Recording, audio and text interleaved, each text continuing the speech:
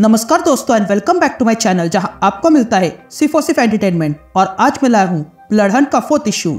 तो यार वीडियो पे नए हो तो वीडियो को लाइक कर देना और चैनल को सब्सक्राइब कर देना। और साथ ही मेरे चैनल पर ज्वाइन बटन स्टार्ट हो गया है तो आप वहां से भी ज्वाइन कर सकते हो।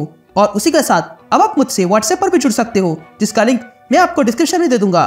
तो यार पिछले इशू में आपने देखा कि ब्लेड ने पूरे अर्थ पर वैम्पायर्स को लाया है, इसलिए एवेंजर्स उसे रोकने जाते हैं। लेकिन ब्लेड की ब्लड कोवेन उन्हें बुरी तरह हराती है, इसलिए बचे हुए एवेंजर्स डॉक्टर स्ट्रेंज और क्लेयर के साथ मिलकर एक प्लान बनाते हैं।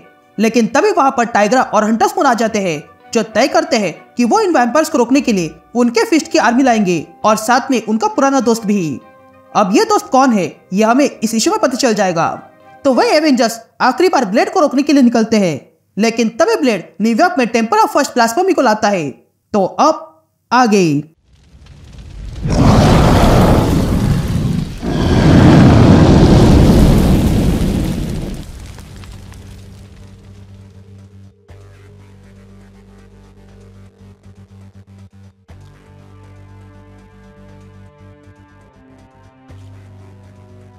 ऑल राइट गैंग, तो इशू की शुरुआत में हम टेम्पल ऑफ फर्स्ट प्लाज्मा में देखते हैं जो अब न्यूयॉर्क में आ चुका है। और तब हमें डॉक्टर डूम की आवाज सुनाई देती है जो कहता है कि देखकर ऐसा लग रहा है कि हालत बहुत बिगड़ गए हैं, एवेंजर्स की हालत खराब है और सॉर्सरर सुप्रीम की भी। ये कहते हम डॉक्टर स्ट्रेंज और क्लियर को देखते हैं जो डॉक्टर डूम के पास आए हुए थे। तभी डॉक्टर डूम स्ट्रेंज से पूछता है, तुम यहाँ मदद मांगने आए हो स्ट्रेंज? तो कहो एक डॉक्टर दूसरे डॉक्टर की क्या मदद कर सकता है। यहाँ सीन शिफ्ट होती है और हम टेम्पल ऑफ फर्स्ट प्लाज्मा में देखते हैं जहाँ पर एक पोर्टल खुलता है और उसमें से ब्लेड और उसकी ब्लड कोवेन बाहर आते हैं, वो भी थॉर, स्कारलेट विच और ब्लैक पैंथर को लेकर। तभी वहां आने के बाद ब्लेड तशला से कहता है, तुम्हें पता है मैं यहाँ कितने साल बाद आया हूँ? जब मैंने ये पहली बार बांधा था तब तुम्हें वहां होना चाहिए था। जिस पर तशला ब्लेड से पूछता है, तुम ब्लेड नहीं हो क्यों, है ना? जिस पर ब्लेड कहता है, नहीं मैं ब्लेड नहीं बल्कि उससे कई अधिक हूँ और मैं इससे और अधिक बनने वाला हूँ। ये कहते हैं ब्लेड और उसकी ब्लड कोवेन आगे बढ़ते हैं।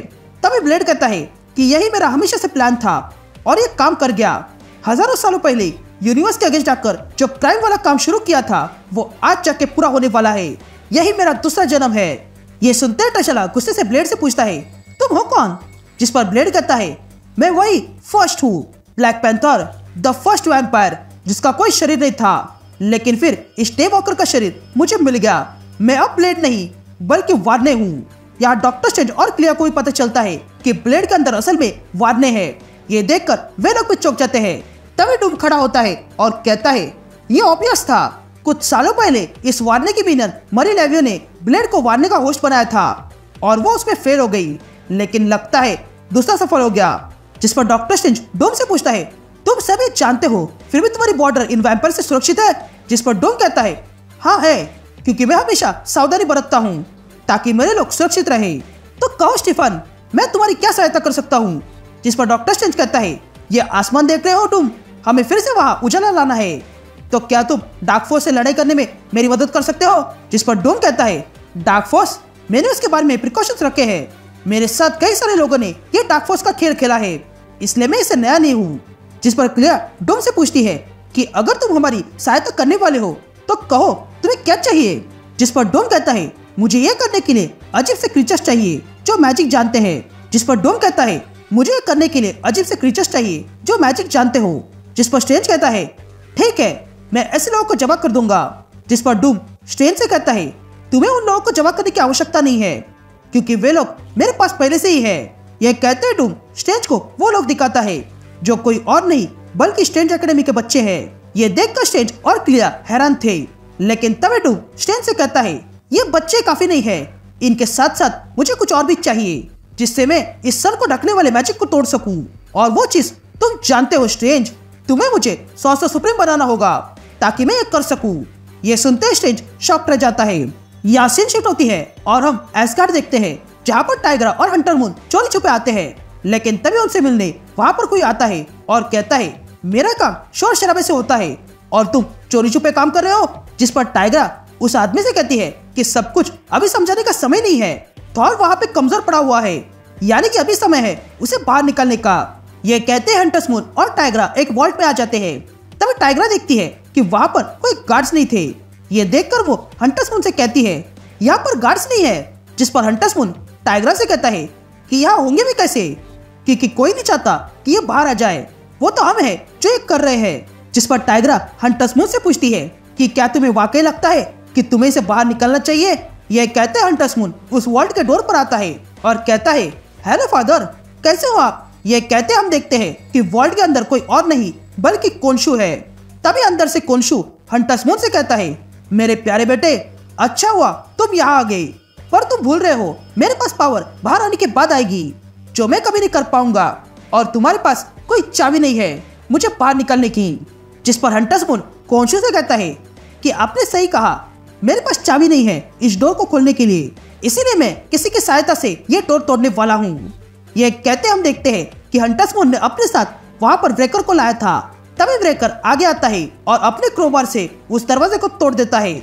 यहाँ दूसरी तरफ हम ब्लेड को देखते हैं जो थॉर को उल्टा लटका के उसका खून जमा करने लगा था।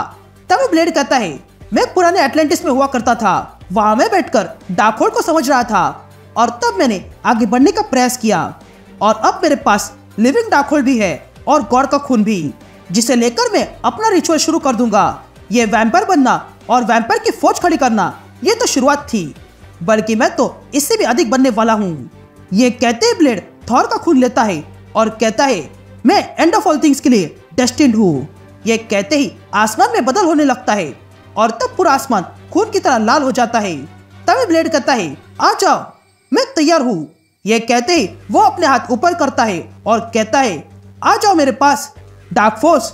ये कहते ही पूरी डार्क फोर्स ब्लेड के अंदर आने लगती है।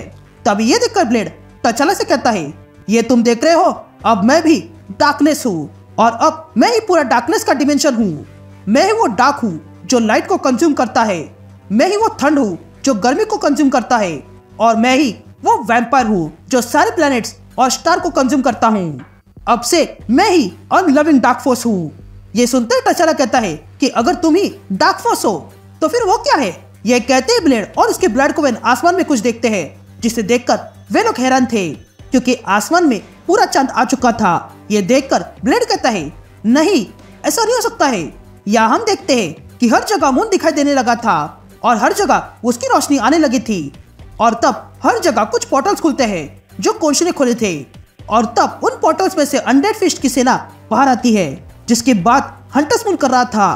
तभी कोनशु कहता है अब मैं आजाद हूँ और साथ ही मेरे फिस्ट की सेना भी, जो रात की यात्रियों की रक्षा करने के लिए तत्पर है, और उसी के साथ उनका लीडर भी लौट आया है जो मेरा बेटा मार्क स्पेक्टर है, जिसे मैंने पुनः जीवित कर दिया है। ये कहते हम देखते हैं कि मून नाइट पुनः जीवित हो गया है और वो अगले पल उन सारे वैम्पायर्स पर टूट पड़ता है। यहाँ ब्लेड ये देखकर क्रोधित हो जाता है, लेकिन तभी तचाला वहां पर अटकी हुई नाइफ निकालता है और सीधा ब्लेड को मारने जाता है, लेकिन ब्लेड को उसका अंदेशा हो चुका था और वो अगले पल अपनी पावर से तचाला को पकड़ता है और कहता है कि तुम्हें क्या लगा तुम मुझ पर पीछे से वार करोगे। जिस पर तचाला कहता है कि तुम्हें क्या लगा वकांडन्स कभी वैम्पायर से नहीं लड़े, तुम्हें लगा कि हमें गॉड्स ने छोड़ दिया, लेकिन हार्डशिप हब ने मुझे इस वैम्पायर के इन्फेक्शन से लड़ने की ताकत दी है। जिस पर ब्लेड कहता है तुम्हें जो करना है वो करो, लेकिन तुम मुझे नहीं मार सकते हो। जिस पर तचाला कहता है किसने कहा तुमसे मैं यहाँ तुम्हें मारने आया हूँ, मैं तो यहाँ कुछ और ही कर रहा हूँ। यह कहते हम देखते हैं कि अचानक से ठंडर बरसने लगी थी, और तब तचाला ब्लेड से कहता है मैं तुम्हें मारने नहीं बल्कि थॉर को आजाद करने आया हूँ। ये कहते हम देखते हैं कि वो ब्लेड्स निकलने के कारण थॉर फिर से हील होने लगा था और साथ ही पावरफुल भी। तभी थॉर ब्लेड से कहता है तुमने जो किया उसके लिए मैं तुम्हें छोड़ने वाला नहीं हूँ। ये कहते थॉर खड़ा हो जाता है, लेकिन तभी वहां पर बाकी के एवेंजर्स आ जाते हैं, और तब आयरन मैन थॉर से कहता है तुम अकेले नहीं हो थॉर, हम भी आ गए हैं इस बैटल को खत्म करने के लिए। ये देखकर ब्लेड कहता है तुम सब लोग मरने के लिए आ गए, ये अच्छी बात है, आज मैं तुम सबको यही खत्म कर दूंगा। And that's it. ये इशू यही कंटिन्यू होता है।